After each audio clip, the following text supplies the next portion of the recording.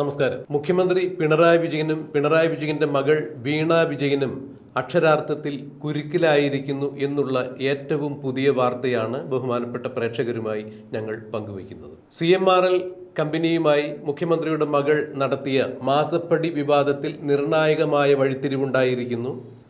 CMRL എന്ന കമ്പനിയുടെ ആദായ നികുതി അടച്ചതിൻ്റെ പേരിൽ ആദായ നികുതി വകുപ്പിന്റെ ഇൻട്രീം സെറ്റിൽമെന്റ് ബോർഡ് പുറത്തുവിട്ട കോടിക്കണക്കിന് രൂപയുടെ അഴിമതികളിൽ തുടർന്ന് തന്നെയാണ് മുഖ്യമന്ത്രിയുടെ മകൾ വീണ വിജയൻ CMRL നിന്നും വാങ്ങിയ 1,72,00,000 രൂപയ്ക്ക് കൃത്യമായ രീതിയിൽ സേവനങ്ങൾ നൽകിയിട്ടില്ല എന്നും അച്ഛൻ മുഖ്യമന്ത്രിയായതിൻ്റെ പേരിൽ ഒരു കമ്പനി നടത്തിക്കൊണ്ടു പോകുന്നതിന് മകൾക്ക് കോഴ നൽകി എന്ന തരത്തിൽ തന്നെയാണ് ഈ സാമ്പത്തിക ഇടപാടുകളെ വിവക്ഷിക്കാൻ സാധിക്കൂ എന്നും തന്നെയാണ് മുൻപേ തന്നെ കേരള നിയമസഭയിലും കേരള നിയമസഭയ്ക്ക് പുറത്തും മാത്യു കുഴൽനാടൻ എന്ന MLA ഉയർത്തിക്കൊണ്ടുവന്നത്. ഇതിൽ മുഖ്യമന്ത്രി ഏറെ ക്ഷുഭിതനായി നിയമസഭയിൽ മാത്യു കുഴൽനാടനോട് കയർത്തു സംസാരിക്കുന്നത് നമ്മൾ കണ്ടു. ഈ വിഷയത്തിൽ വെറുതെ വീട്ടിലിരിക്കുന്നവരെ വലിച്ചൊഴിക്കരുത്, എന്തെങ്കിലും പറയാനുണ്ടെങ്കിൽ നേർക്ക് നേർ പറയാമെന്നൊക്കെ മുഖ്യമന്ത്രി അതിരൂക്ഷമായ ഭാഷയിൽ പ്രതികരിക്കുന്നത് നാം കണ്ടതാണ്. CMRLും വീണ വിജയനും തമ്മിലുണ്ടായ മാസപ്പടി വിവാദത്തിൽ സാമ്പത്തിക ക്രമക്കേടുകളിൽ മുഖ്യമന്ത്രിയുടെ മകളായ വീണ വിജയൻ എക്സാലോജിക് എന്ന കമ്പനിയിലേക്കാണ് CMRLിൽ നിന്നും 1,72,00,000 രൂപ പല പ്രാവശ്യമായി വാങ്ങിയത് എന്നുള്ളതാണ് കേസിന് ആസ്പദമായ സംഭവം. എന്നാൽ ആദായ നികുതി വകുപ്പിന്റെ ഇൻട്രീം സെറ്റിൽമെന്റ് ബോർഡ് പുറത്തുവിട്ട ഒരു ഉത്തരവിൻ പ്രകാരം ഈ വിഷയത്തിൽ ക്രിമിനൽ കേസുകൾ എടുക്കാൻ സാധിക്കില്ല എന്നും താൻ ഇതിൽ നിരപരാധിയാണെന്നും ഇവർ കേസിൽ പറയുന്ന തരത്തിലുള്ള അഴിമതികൾ നടന്നിട്ടില്ല എന്ന് സ്ഥാപിക്കുന്നതിന് വേണ്ടി വീണ വിജയൻ കർണാടക ഹൈക്കോടതിയിലും സർക്കാരിന്റെ കീഴിലുള്ള സ്ഥാപനമായ KSIDC ഈ വിഷയവുമായി ബന്ധപ്പെട്ട് കേരള ഹൈക്കോടതിയിലും CMRL കർത്ത ഡൽഹി ഹൈക്കോടതിയിലും കേസ് നൽകിയിട്ടുണ്ടായിരുന്നു. ഇത് നിലനിൽക്കുന്ന കേസല്ല, ഇതുകൊണ്ട് ഇത് തള്ളിക്കളയണം എന്നുള്ള ആവശ്യം ഉന്നയിച്ചുകൊണ്ടാണ് ഈ 3 ഹൈക്കോടതികളിലും കേസ് സമർപ്പിച്ചത്. എന്നാൽ കർണാടക ഹൈക്കോടതിയും കേരള ഹൈക്കോടതിയും ഇത്തരം കേസുകൾ, കർണാടക ഹൈക്കോടതി വീണ വിജയന്റെ കേസ് ചവറ്റുകുട്ടയിൽ വലിച്ചെറിയുകയായിരുന്നു. കേസ് അന്വേഷണം നടക്കട്ടെ, നിങ്ങൾക്ക് മടിയിൽ കനമില്ലെങ്കിൽ പിന്നെ എന്തിനാണ് സീരിയസ് ഫ്രോഡ് ഇൻവെസ്റ്റിഗേഷൻ ഓഫീസിന്റെ അന്വേഷണത്തെ നിങ്ങൾ ഭയക്കുന്നത് എന്ന് തന്നെയാണ് ചോദിച്ചത്. ഇതുപോലെ തന്നെയാണ് KSIDCയുടെ വാദമുഖങ്ങളും കേരള ഹൈക്കോടതിയിൽ അവർ ചവറ്റുകുട്ടയിലേക്ക് ഇടുകയായിരുന്നു. നിങ്ങൾ എന്തിനാണ് അന്വേഷണത്തെ ഭയക്കുന്നത്? ജസ്റ്റിസ് ദേവൻ രാമചന്ദ്രനാണ് ഇക്കാര്യം എടുത്തു ചോദിച്ചത്.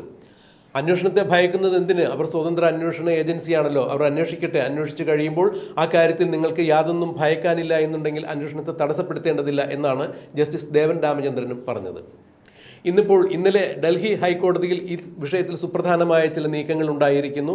സീരിയസ് ഫ്രോഡ് ഇൻവെസ്റ്റിഗേഷൻ ഓഫീസ് അവരുടെ അന്വേഷണം പൂർത്തിയാക്കി 2 മാസത്തിനുള്ളിൽ റിപ്പോർട്ട് സമർപ്പിക്കും എന്നാണ് പറഞ്ഞിരുന്നത്. ഈ 2 മാസത്തിനുള്ളിൽ അവർ റിപ്പോർട്ട് സമർപ്പിച്ചിരിക്കുന്നു. കേന്ദ്ര കോർപ്പറേറ്റ് മന്ത്രാലയം ഇക്കാര്യത്തിൽ അവരുടെ വിശദമായ ഒരു റിപ്പോർട്ടും സമർപ്പിച്ചിരിക്കുന്നു. അതായത് സീരിയസ് ഫ്രോഡ് ഇൻവെസ്റ്റിഗേഷൻ ഓഫീസിന്റെ അന്വേഷണത്തിൽ കണ്ടെത്തിയ ക്രമക്കേടുകൾ ഗുരുതരം തന്നെയാണ്. 130 കോടിയുടെ ക്രമക്കേടുകളാണ് അവർ രേഖപ്പെടുത്തിയിരുന്നതെങ്കിലും അന്വേഷണത്തിൽ 180 കോടിയോളം വരുന്ന രൂപയുടെ ഇടപാടുകളാണ് നടന്നിരിക്കുന്നത്, ക്രമക്കേടുകളാണ് നടന്നിരിക്കുന്നത്. അതുകൊണ്ട് നിയമപരമായി ഇതിൽ കേസെടുക്കാവുന്നതാണ് എന്ന് കാണിച്ചുകൊണ്ട് തന്നെയാണ് കർണാടക ROCയും കേന്ദ്ര കോർപ്പറേറ്റ് മന്ത്രാലയം റിപ്പോർട്ട് നൽകിയിരിക്കുന്നത്. അതായത് ചുരുക്കി പറഞ്ഞാൽ സീരിയസ് ഫ്രോഡ് ഇൻവെസ്റ്റിഗേഷൻ ഓഫീസിന്റെ അന്വേഷണ റിപ്പോർട്ട് സമർപ്പിക്കപ്പെട്ടതിന് തൊട്ടുപുറകെ കേന്ദ്ര കോർപ്പറേറ്റ് മന്ത്രാലയത്തിന്റെ വിശദമായ റിപ്പോർട്ട് വന്നിരിക്കുന്നു. ഈ വിഷയത്തിൽ കൃത്യമായ ക്രമക്കേട് നടന്നിരിക്കുന്നു.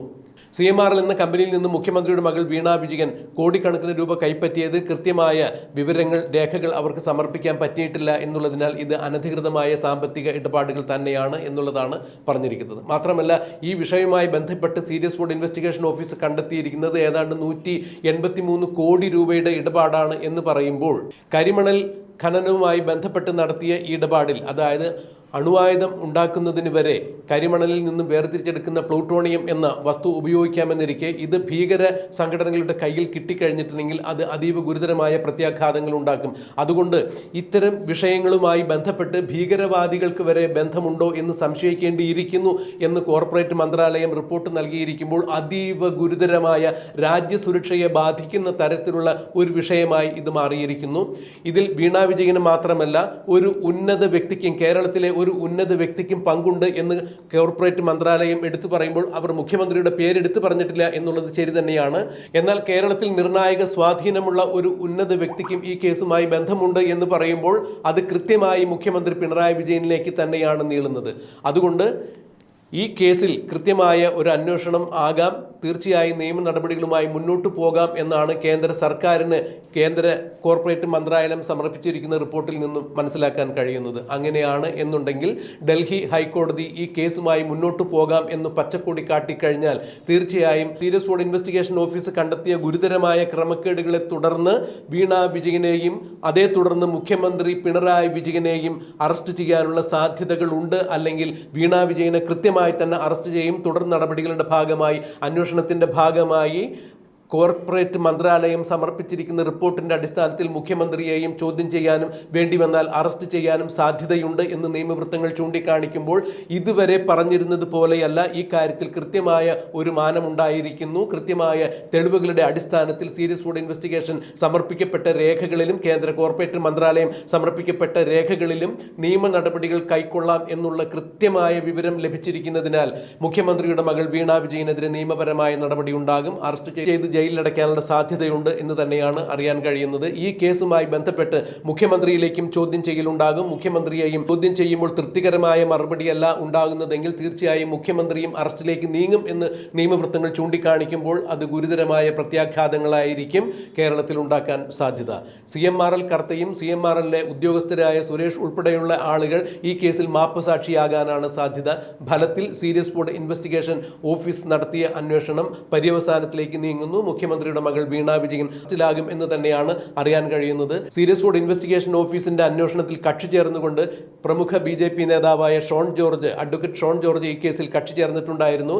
ഷോൺ ജോർജ് ഇപ്പോഴും വിശ്വസിക്കുന്നത് ഈ കാര്യത്തിൽ കൃത്യമായ നടപടികൾ ഉണ്ടാകും. എന്നാൽ അമിത വിശ്വാസം വേണ്ട, നിയമ നടപടികൾ ഉണ്ടാവും, FIR ഇട്ട് അന്വേഷണം വരും, വീണ വിജയൻ അകത്താകും എന്ന് തന്നെ അടിവരയിട്ട് പറയുമ്പോൾ സീരിയസ് ഫ്രോഡ് ഇൻവെസ്റ്റിഗേഷൻ ഓഫീസ് നടത്തിയ അന്വേഷണത്തിന് പുതിയ മാനം കൈവന്നിരിക്കുന്നു. CMRLന്റെ 1,72,00,000 രൂപ മുഖ്യമന്ത്രിയുടെ മകൾ കോഴ വാങ്ങി എന്നുള്ള കേസിന് പുതിയ തലത്തിലേക്ക് ഒരു പരിണാമം ഉണ്ടായിരിക്കുന്നു. 183 കോടി രൂപയുടെ സീരിയസ് ഫ്രോഡ് തന്നെയാണ് ഈ വിഷയത്തിൽ നടന്നിരിക്കുന്നത്. മുഖ്യമന്ത്രിയുടെ മകൾ വീണ വിജയൻ കൃത്യമായും ഈ വിഷയത്തിൽ അറസ്റ്റ് ചെയ്യപ്പെടും എന്നുള്ള സൂചനകൾ തന്നെയാണ് വന്നുകൊണ്ടിരിക്കുന്നത്. മുഖ്യമന്ത്രിയും സംശയത്തിന്റെ നിഴലിലാണ്. മുഖ്യമന്ത്രിയെയും കേന്ദ്ര കോർപ്പറേറ്റ് മന്ത്രാലയത്തിന്റെ റിപ്പോർട്ട് പ്രകാരം കേന്ദ്ര അന്വേഷണ ഏജൻസികൾ നിയമ നടപടികളുമായി സമീപിക്കും. മുഖ്യമന്ത്രിയും വലയിലായിരിക്കുന്നു എന്നുള്ള വിവരം തന്നെയാണ് ബഹുമാനപ്പെട്ട പ്രേക്ഷകരുമായി പങ്കുവയ്ക്കാനുള്ളത്.